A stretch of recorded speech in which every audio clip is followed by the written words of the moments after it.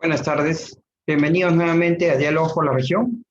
Esta vez tenemos un invitado desde Ecuador, el periodista Sebastián Angulo, periodista con una trayectoria de 10 años, especializado en temas de economía, negocios, energía y macroeconomía, entre otros temas. Ha publicado en el Mercurio de Chile, en el Comercio de Ecuador y en el diario Hoy. Ecuador hace poco ha vivido una situación electoral difícil, polarizada, en la cual salió ganador el nuevo presidente Guillermo Lasso, el presidente electo, venciendo a el candidato Arauz, que era la continuación de los gobiernos anteriores de Lenín Moreno y de Correa. Bienvenidos a Diálogos por la Región, esta vez con un invitado desde el Ecuador. Buenas tardes nuevamente, amigos, ¿cómo están? Bienvenidos a Diálogo por la Región. Como les comenté, estamos con Sebastián Angulo. Él es de Ecuador, es periodista, y un poco en principio queremos que nos comentes cómo está el país después de una elección tan polarizada como la que han tenido ustedes hace poco. ¿Cómo estás? Buenas tardes. Buenas tardes, Aldo. Muchas gracias por la invitación y gracias por esta conversación, este diálogo. Saludo a tu audiencia, de paso también. Acá en Ecuador el ambiente está un poco más distendido, por así decirlo, o mejor dicho, un poco más en paz, digamos, luego de una contienda, de unas elecciones que fueron bastante polarizadas, como tú mencionabas, que fueron marcadas, que estuvieron marcadas por una campaña política bastante agresiva, ¿no? De descrédito. Muchos de ambos candidatos que llegaron digamos, de la segunda vuelta, como la conocemos acá, mencionaron que estuvo plagada de una campaña sucia de lado y lado, digamos, ¿no? Por suerte, digamos, esto se ha ido diseminando o ha ido, digamos, bajando la intensidad política o bajando esa pugna ya con los resultados, con el resultado conocido, digamos. De alguna manera, las dos partes o las dos fuerzas que estaban en contienda un poco han bajado las armas, tanto el presidente electo Guillermo Lasso, que va a asumir el próximo 24 de mayo, ha buscado o ha tratado de, al menos en el discurso, de ser un poco más, digamos, de ser más calmado y de invitar al diálogo, incluso a sus contendientes correístas. Se ha visto un poco más de mesura en ese aspecto y asimismo los correístas, la principal fuerza política de acá del país, se ha mostrado también, digamos, más calmada, un poco tratando de, ellos han mencionado que tratarán de dejar de gobernar y buscar consenso, sobre todo porque atravesamos un momento muy complicado. Ecuador acaba de vivir el año pasado por su crisis más profunda. El PIB se contrajo sobre el 7% y esto nunca se ha registrado en la historia, al menos en los registros del Banco Central del Ecuador. Entonces creo que ambas partes, al menos por ahora en el discurso, han mencionado que buscan, digamos, trabajar y llegar a consensos para tomar decisiones, sobre todo en pro del bien del país. Por ahora, como menciono, es únicamente el discurso, no se sabe qué es lo que va a pasar en el mediano plazo, pero por acá se siente una paz, digamos, momentánea, no sé, podría ser momentánea, no sabemos hasta cuándo pueda durar, pues se siente el ambiente más tranquilo al menos y alejado un poco de las disputas políticas y concentrados más bien en lo que está sucediendo con la pandemia. Creo que todos los países de la región estamos sintiendo una segunda ola más complicada. Bueno, unos especialistas hablan ya de una cuarta ola, no sé, bueno, dependiendo de cómo se mira la óptica, pero estamos viviendo un rebrote importante y también concentrados de ver cómo se logra vacunar, que acá también es otro de los desafíos y creo que es de los desafíos de toda América Latina y en general del mundo, ¿no? Dependiendo de los países o de los distintos puntos geográficos, unos lo han logrado con mayor éxito, pero acá en Ecuador también es uno de los desafíos más importantes, sobre todo para recuperar la economía. Creo que Ecuador es uno de los países más rezagados a escala regional, me parece que a escala global incluso. ayer el presidente había mencionado que se ha llegado al hito de vacunar a 1 millón de personas de una población de 17 millones. Pero bueno, este millón creo que son de dosis colocadas, es decir, bueno, tendríamos apenas probablemente unos 500,000 por ahí de personas inmunizadas, si no me equivoco.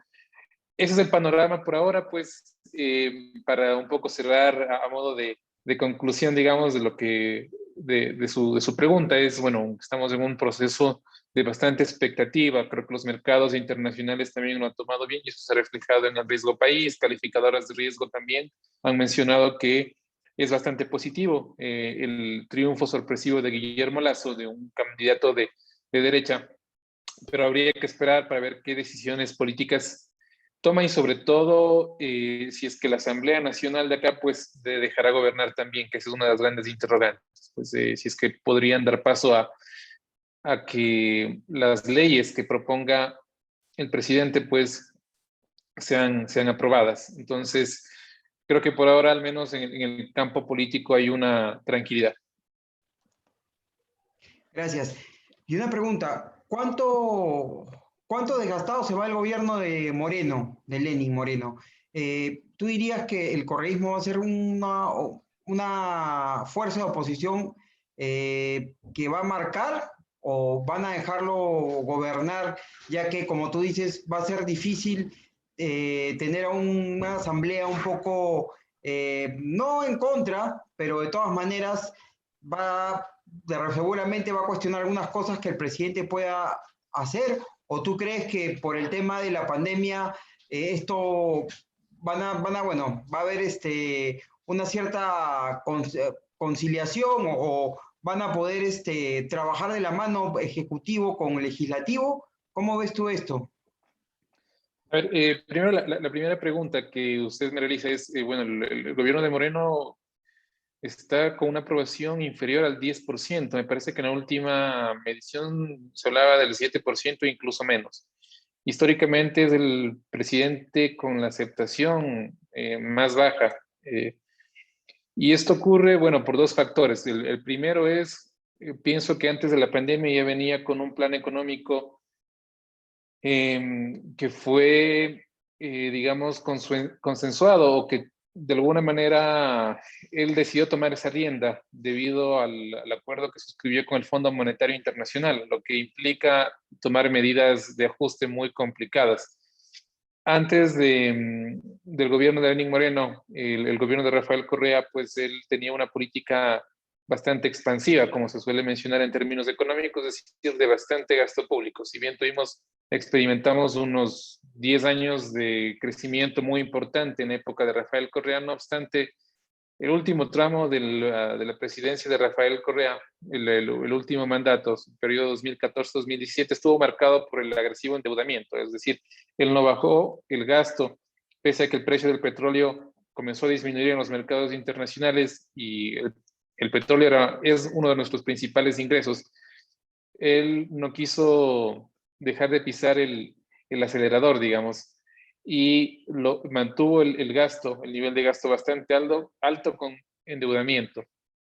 Y eso hizo que en algún momento, o cuando el presidente Lenín Moreno llegó al poder, pues ya el gasto en esa misma medida es insostenible. Entonces, en un momento tuvo que comenzar a recortar y hacer reformas fiscales muy importantes. Entonces, pues, un gobierno que se dedicó prácticamente a realizar un proceso de ajuste nunca va a ser popular.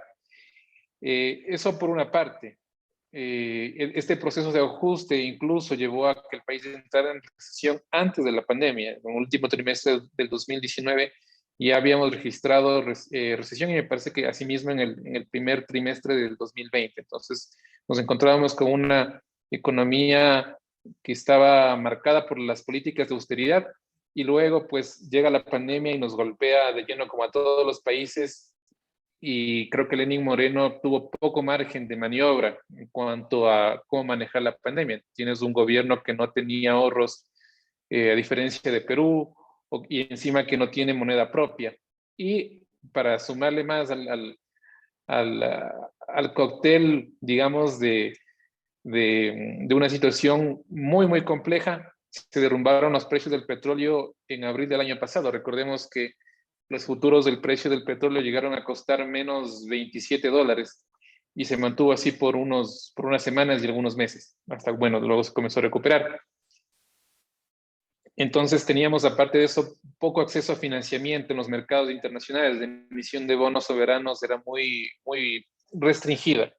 Entonces, pues Moreno tenía poco margen de acción para tomar, digamos, para poder gastar más, sobre todo en temas de salud, y sobre todo para hacer lo que muchos países del primer mundo y países vecinos, como en el caso de Perú, como ustedes, como Colombia, como Chile, que han hecho política de ayuda social, sobre todo a empresas que han estado cerradas, a la gente que ha perdido el empleo. Entonces, acá se hizo bastante poco. Creo que Ecuador es uno de los países que menos ha invertido en ayudas, y ha gastado menos para, de alguna manera, tratar de hacer frente a la crisis. Me parece que ha gastado un monto equivalente al 1,2% del Producto Interno Bruto de Ecuador, lo cual es bajo comparado, me parece, con Chile, por ejemplo, que es uno de los que más, de hecho, ha gastado en la región, que me parece que está entre el 17 y el 18% del PIB. Entonces, pues esa gestión, digamos que no fue, digamos, no fue buena.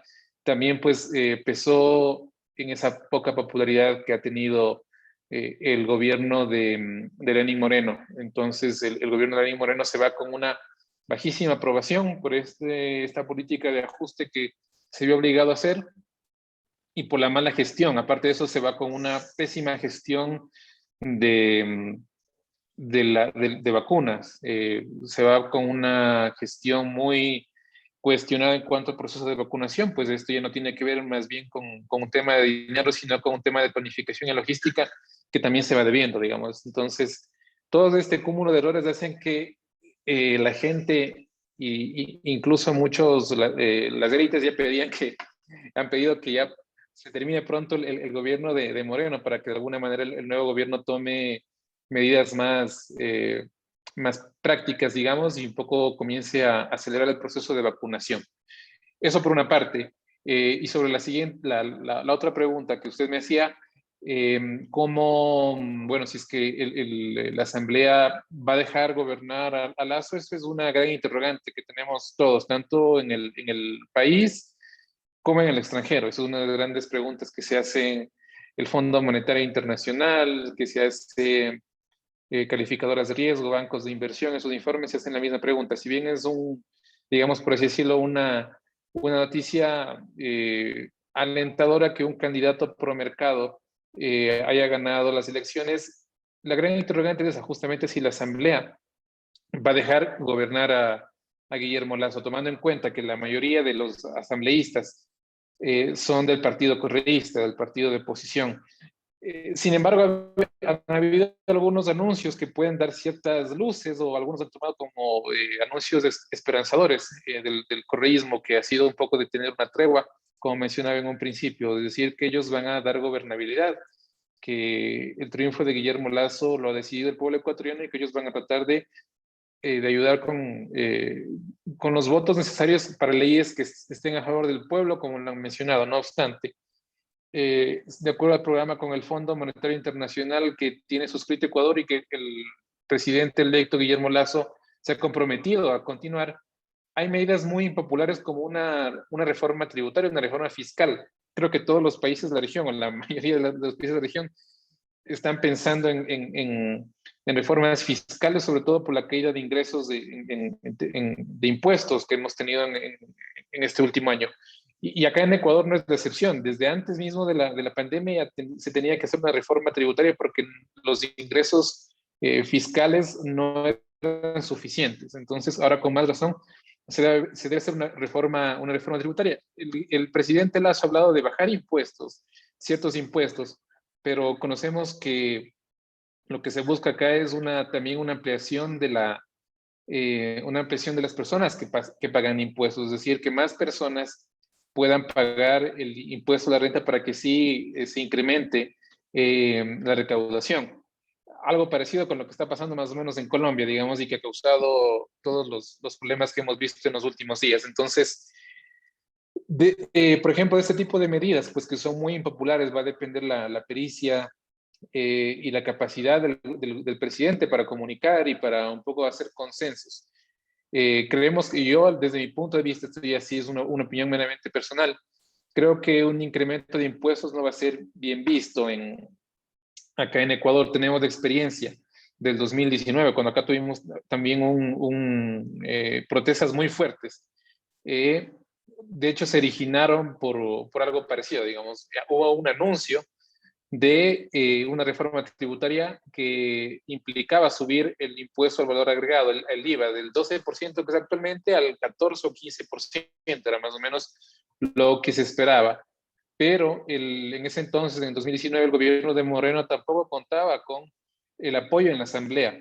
Y como una maniobra y una estrategia que terminó resultando peor, dijo, bueno, entonces, si no tengo apoyo en la Asamblea, lo que yo puedo hacer como presidente es, a través de un decreto, quitar los subsidios de los combustibles, que vendría a ser una medida equivalente, digamos, de alguna manera. Si es que no consigo subir el IVA, pues entonces me voy por el recorte de gastos, que para que tenga de alguna manera una compensación, porque ya no iba a tomar esta medida que también era impopular.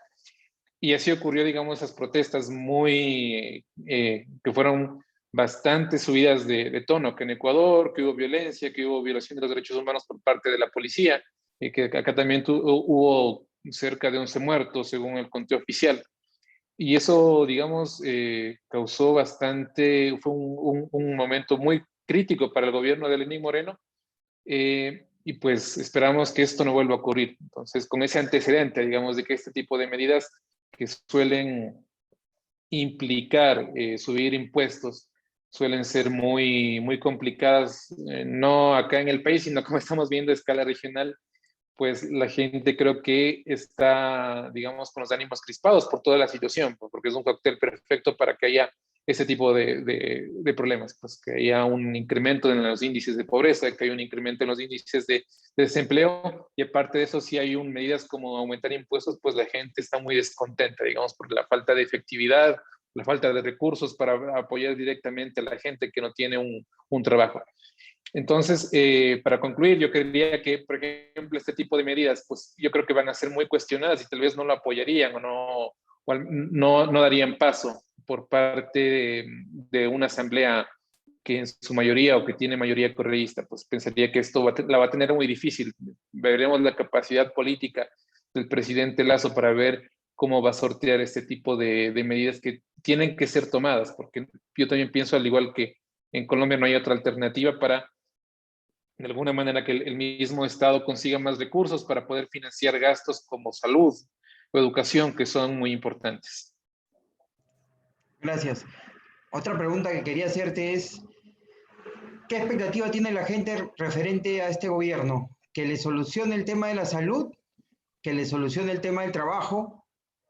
¿Tú qué cosa crees que la gente le va a pedir al nuevo presidente? Acá, por ejemplo, en Perú tenemos dos candidatos, uno de extrema izquierda, el otro de derecha, y los dos temas principales es el tema de la economía y el tema de la salud. Y ambos coinciden de que sin salud no va a mejorar la economía por el tema de las vacunas. ¿Tú qué cosa crees que va a ser lo primero que el pueblo ecuatoriano, el ciudadano a pie le va a pedir al nuevo presidente? Que le solucione el tema de las vacunas, que le solucione el tema del trabajo. Acá, bueno, la población, como tú dices, el término encrispado, están encrispados también porque pues Perú ha perdido mucho, no solamente por las cuarentenas tan digamos, rígidas que mantenía el presidente Vizcarra en su momento, sino por toda la coyuntura actual que tenemos, ¿no? Ustedes allá, ¿cómo es ese tema de la percepción del ciudadano a pie que tiene que salir día a día arriesgándose, porque como tú dices, solamente hay 1.500.000 personas vacunadas y me imagino que son personas de la tercera edad, gente adulta mayor como acá en Perú. ¿Cómo ves? ¿Tú crees qué es lo primero que le van a pedir, ¿no? ¿Cuál es la expectativa de la gente allá por el nuevo gobierno que está entrando? Yo creo que al igual que en Perú también es la misma expectativa, es similar a lo que se pide acá, es un proceso de vacunación acelerado, sobre todo para comenzar a reactivar la economía. El proceso de vacunación ha sido tan desastroso y aquí hemos tenido con el Perú casi los mismos problemas. Acá también hubo un caso de vacunados VIP, como se menciona acá, es decir, que ciertos políticos o cierta gente de la élite se vacunó primero sin hacer la fila, saltándose la fila. También estuvo marcado o manchado, digamos, el proceso de vacunación acá. Entiendo que en Perú pasó algo similar y que rodaron cabezas por esta situación. Entonces, empezando por ahí, el proceso de vacunación ha sido muy, muy cuestionado. Y ahora se espera que haya un proceso de vacunación que sea transparente y que sea, digamos, rápido, porque ha habido un sinnúmero de desaciertos, es decir, que, por ejemplo, que muchas personas han tenido que esperar largas horas, y personas de la tercera edad para ponerse la vacuna. Entonces, ese tipo de detalles ha molestado a las personas, que gente de la tercera edad esté esperando, haciendo filas, digamos, de alguna manera exponiéndose a contagiarse. Y ese tipo de detalles a la gente le molesta y le molesta mucho. Entonces creo que en primera instancia y la preocupación del mismo presidente electo ha sido que el proceso de vacunación tiene que ser, digamos, eficiente, efectivo, y está comprometido en vacunar a 9 millones de personas en 3 meses. Entonces, tiene un reto bastante importante, sobre todo porque yo pienso que a veces incluso ni depende del gobierno, sino sobre todo de la provisión de vacunas de las diferentes casas farmacéuticas, lo cual ha sido un problema a escala global, no solamente en América Latina, sino también en Europa han tenido esos inconvenientes de cómo las diferentes casas farmacéuticas van entregando las vacunas a tiempo, y eso es un gran inconveniente que se escapa de las manos de los gobernantes. No obstante, este gobierno creo que ha sido más pragmático. Por ejemplo, el gobierno de Lenín Moreno ha hablado de, o mejor dicho, trazó su plan con las vacunas de Pfizer únicamente, y me parece con las vacunas de AstraZeneca. Luego también, un poco en vista de los retrasos, comenzó a sumar o a hacer pedidos de la vacuna china, de Sinovac. El gobierno entrante de Guillermo Lasso se ha comprometido, o ha anunciado, mejor dicho, que va a comprar todas las vacunas que estén disponibles, no importa la casa farmacéutica, no importa el país de origen, algo parecido a la estrategia chilena, digamos, ¿no? Que ellos de alguna manera compraron la mayor parte de vacunas chinas. Entonces, entiendo que esa va a ser su estrategia. También cabe recordar que el presidente electo Guillermo Lasso es amigo personal del presidente Piñera, entonces por ahí también puede estarse asesorando de cómo ha estado el proceso de vacunación chileno, que ha tenido, digamos, algo de éxito, al menos a escala regional, que es el que más avanzado está. Luego del proceso de vacunación, que es lo que más le preocupa a la gente, creo que es el empleo, al igual que en Perú y en los países de la región. Creo que la mayor parte de ciudadanos de acá de Ecuador están preocupados por el empleo. Creo que todos tenemos amigos, familiares o conocidos que están sin trabajo o que han visto disminuidos sus ingresos, y eso es muy dramático de alguna manera. Mucha gente ha tenido que emprender, emprender para salvar un poco sus ingresos, para conseguir algo de liquidez. Otros, por ejemplo, gente que se ha regresado a vivir con sus padres, gente en sus 20 o 30 años, que ha tenido que volver a la casa de sus padres, o que cuando antes estaban rentando, pues han tenido que volver a la casa de sus papás porque no les alcanzaba los ingresos. Ese tipo de casos acá hay muchos, al menos eso ya te hablo de experiencias personales, digamos. Entonces, para que más o menos vayas viendo cómo está la situación de complicada, me imagino que al igual que en todos los países de la región. Entonces, la preocupación principal es el empleo. Y esto sobre todo hay un debate muy importante acá en Ecuador, porque se tiene que hacer una reforma laboral, y esto sí es otro tema muy complicado, porque en Ecuador, a diferencia de Colombia y Perú, las medidas laborales son muy rígidas. Es decir, las empresas que contratan empleados a tiempo completo tienen que hacerlo, digamos, con seguridad social, tienen que hacerlo con estándares demasiado altos que han considerado la empresa, y eso hace que el capital humano se encarezca. Otro de los problemas que acá tiene Ecuador, por ejemplo, que acá es prohibido la contratación por horas. Eso incluso en la Constitución Correa lo puso, que eso no puede haber una contratación por horas, y eso ha hecho muy difícil que de alguna manera se recupere rápido el tema de volver a contratar gente. Por ejemplo, en el tema de Estados Unidos, para poner un ejemplo, cuando hubo la pandemia, o mejor dicho, los primeros brotes de la pandemia, o lo más crítico del año pasado, en marzo, abril, pues vimos que el desempleo aumentó exponencialmente, como con datos históricos nunca antes visto. Sin embargo, meses después se recuperó rápidamente esos niveles de empleo bajos gracias a digamos, a su jurisdicción más flexible, digamos. Entonces, mucha gente que podía ser nuevamente recontratada por horas, nuevamente encontraba trabajo en diferentes ámbitos como restaurantes, bares. Y acá eso no sucede, porque acá, en cambio, volver a recontratar no hay esa posibilidad o lo hacen muy informalmente. Entonces, siempre se ha hablado de que el sistema o la legislación laboral ecuatoriana es bastante rígida y eso se ha buscado cambiar o flexibilizar. Sin embargo, los partidos de izquierda y sindicatos siempre se han opuesto. Se ha mencionado que se quiere precarizar el trabajo y no se llega a un consenso, a un punto medio. Entonces, eso también va a ser un punto importante, a ver cómo resuelve el nuevo presidente una reforma laboral urgente que permita nuevamente recontratar a personas que ahorita no están no están trabajando.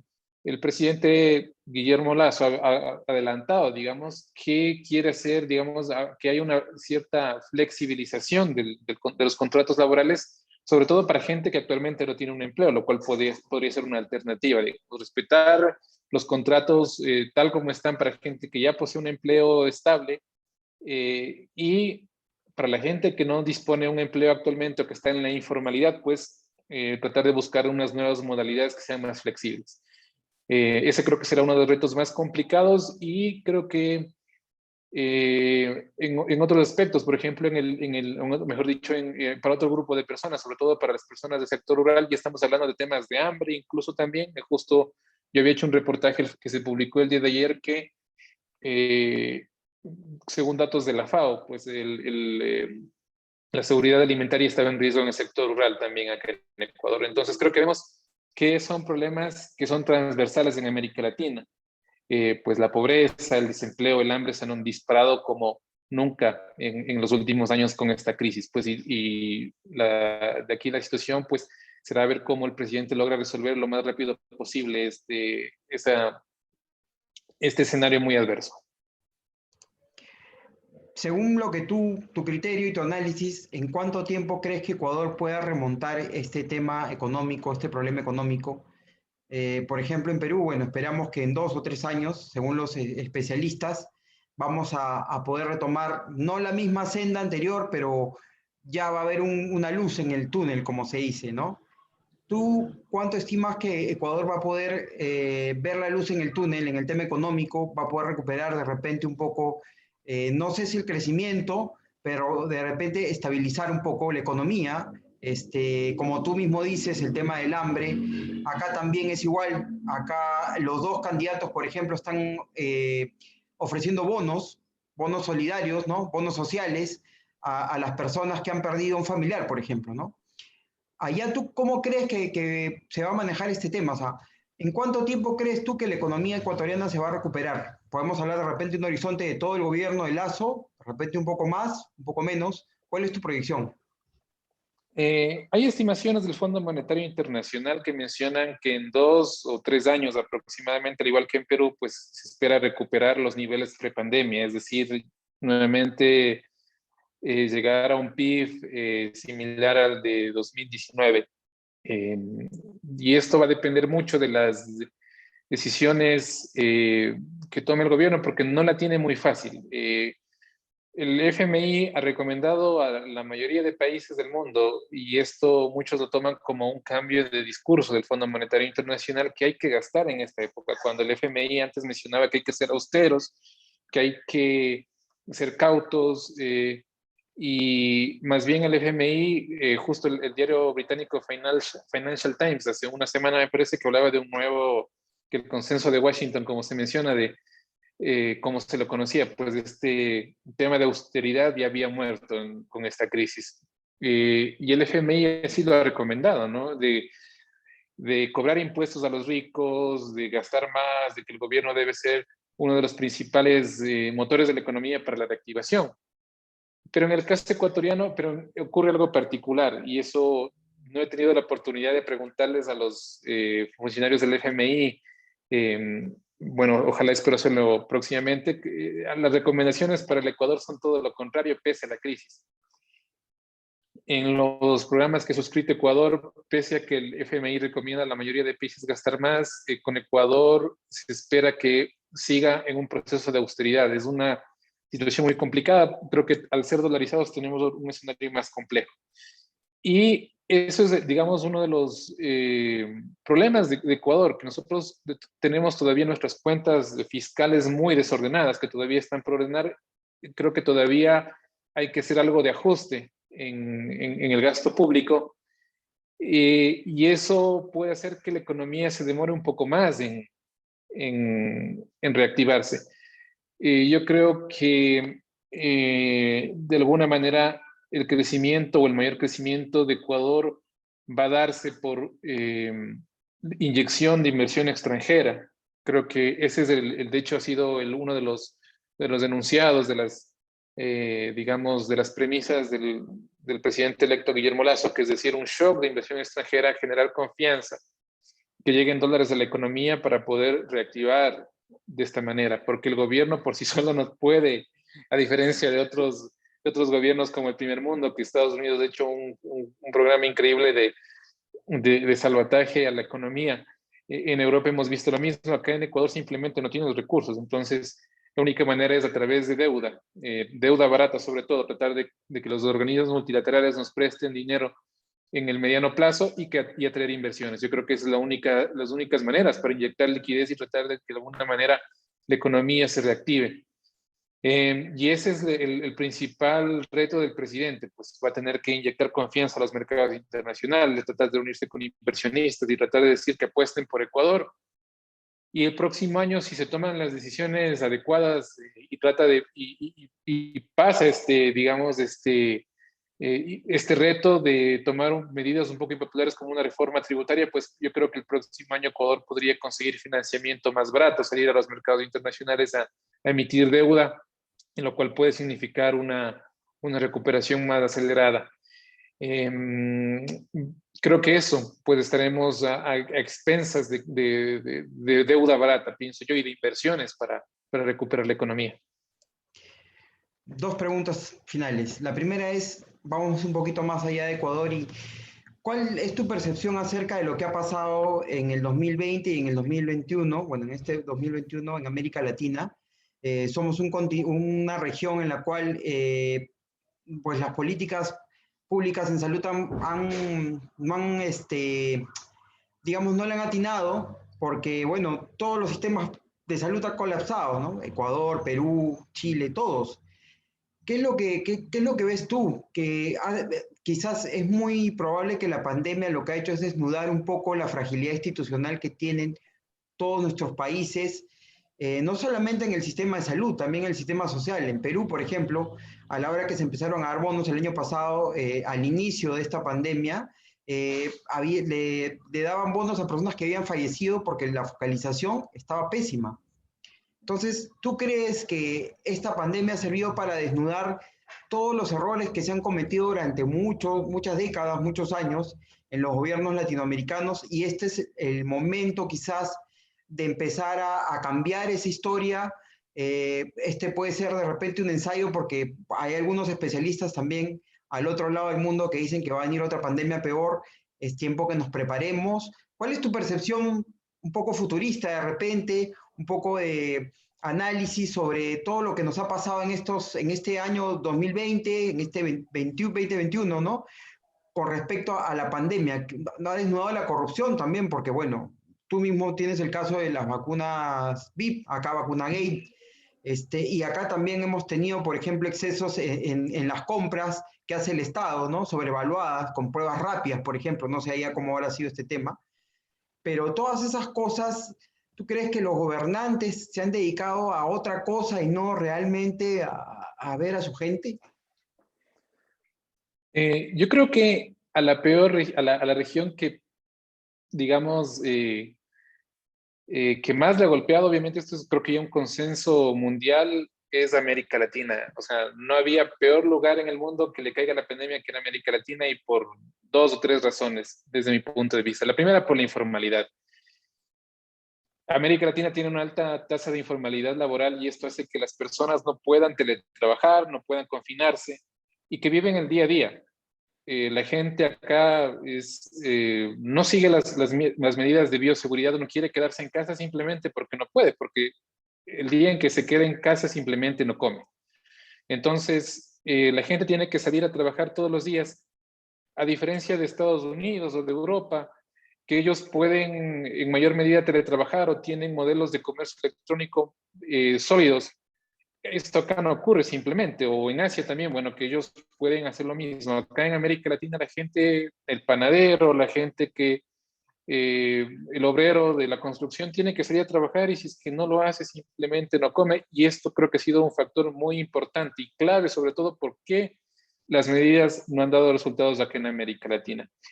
Entonces, partiendo de este, digamos, de este primer punto, el segundo punto es que hemos visto los malos o pésimos sistemas de salud eh, acá en América Latina. Creo que ese es uno de las grandes falencias, y hemos visto lo desastroso que ha sido en todo, en Perú, en Brasil, en Ecuador.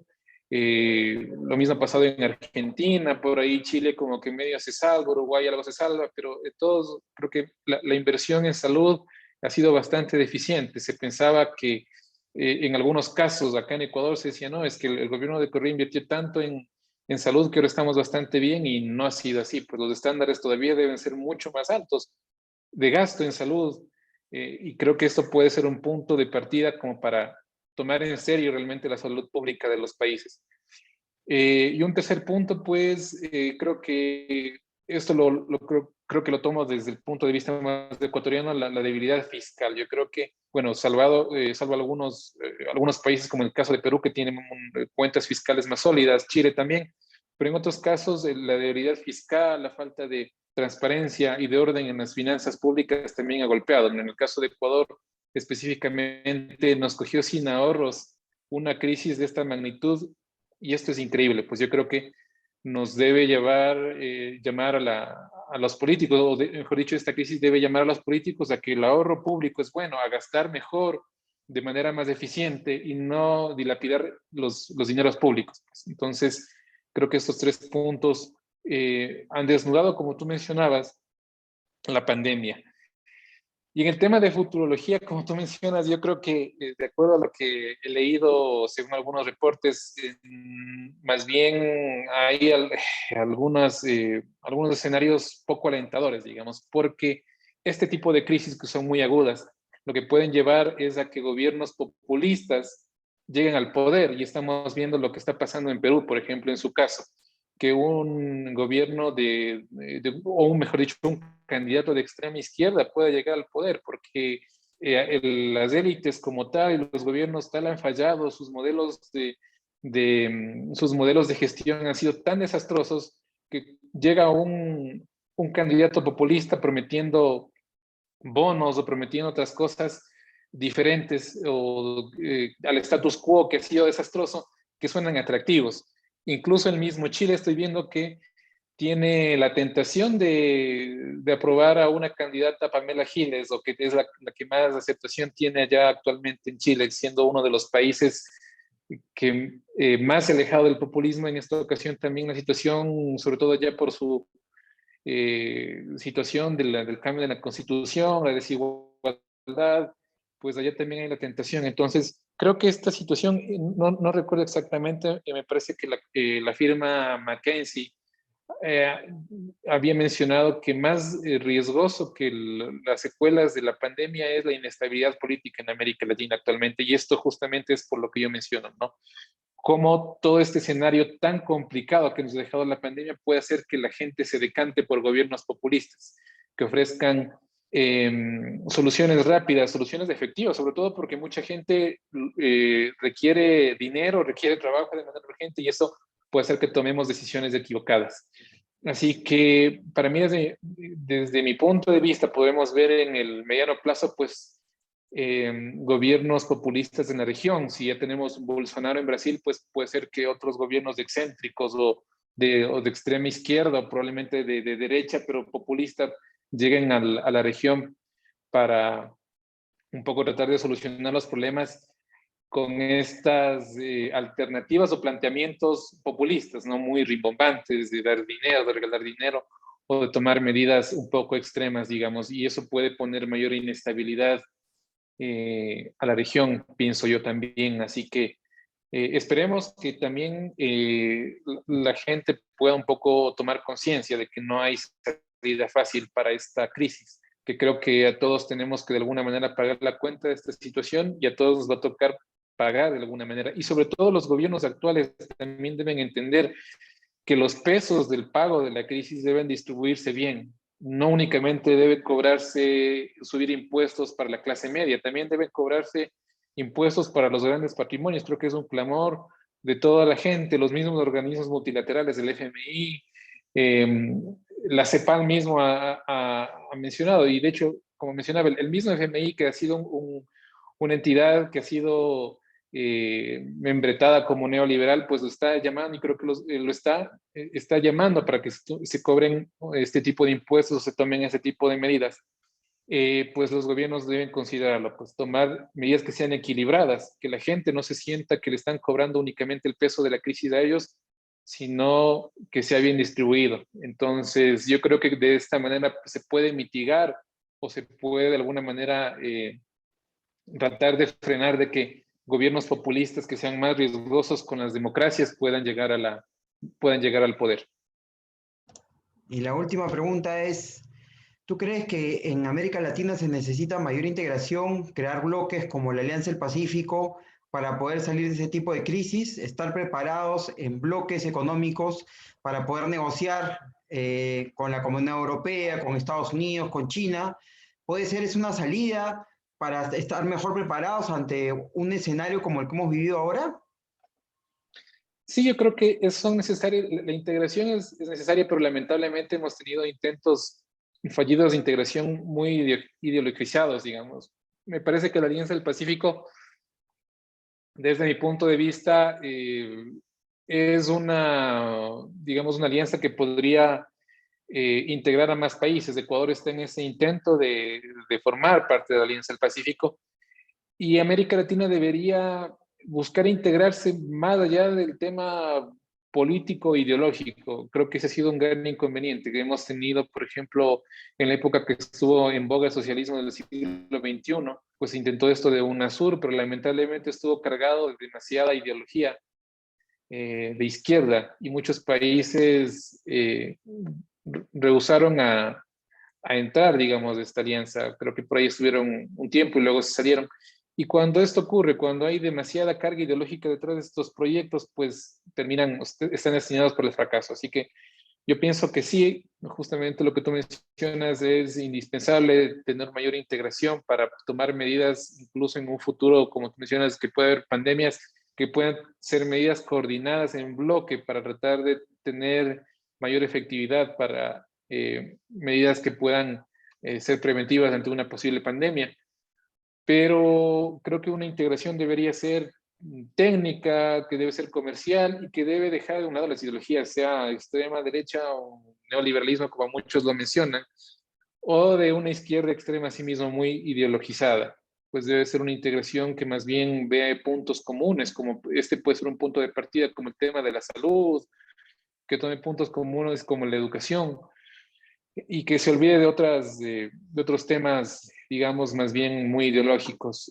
Pero va a ser complicado porque vemos una América Latina bastante fragmentada. Hay gobiernos de izquierda, de derecha, unos que se alinean con Venezuela, con el castrochavismo, otros que se alinean más bien con Estados Unidos y se van por otros lados. O sea, tenemos actualmente una América Latina demasiado fragmentada, y creo que para llegar a una integración pues va a costar, nuevamente pasarán algunos años para que nuestros gobernantes se pongan de acuerdo en estos puntos básicos para poder tener una integración realmente sólida. Muchas gracias, Sebastián, por tu tiempo y por estar en Diálogo de la Región. No sé si quisieras agregar algo final.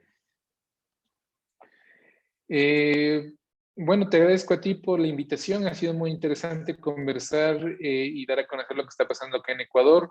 Pues esperamos que nuestros gobernantes sean más conscientes y tengan mucho tino y mucha sabiduría para tomar decisiones. Y asimismo, creo que más allá de los gobernantes, también la población debe tomar conciencia de qué es lo que está pasando. Creo que por ejemplo, hablo del caso ecuatoriano. A veces acá en Ecuador la gente no está consciente de la magnitud de la crisis. A veces muchas personas piensan que esto es algo muy superficial, digamos, y no se dan cuenta que es una crisis realmente profunda que para poder salir a flote, pues nos tocará esforzarnos a todos. O sea, cada uno tendrá que poner su contribución para poder levantarnos de estos momentos bastante complicados en materia tanto de